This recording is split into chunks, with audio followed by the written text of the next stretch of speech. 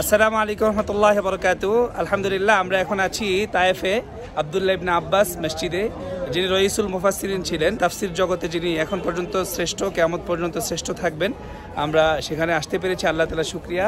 আমাদের সম্মানিত হাজী সাহেবগণ যারা এসেছেন, আমরা এখানে সবাই আছি। এখান থেকে পুরা আমাদের দেশবাসীর জন্য দোয়া করছি, আমাদের ডিসকভার হোল্ডার্সের জন্য দোয়া করছি। আল্লাহ তাআলা তাদেরকে কবুল করুন। আল্লাহ তাআলা আমাদের ব্যবস্থাপনাকেও আরো সুন্দর করে করার তৌফিক দান করুন। সকলে বলে আমিন। আমরা এখন কোথায় এসেছি? তায়েফ। আমরা কি কি দেখেছি বলেন তো চাচা, কি দেখছি? এখানে কোথায় আসছি? মসজিদ দেখছি। রিদওয়ান, আমরা কোথায় আসছি? আমরা তায়েফে আসছি।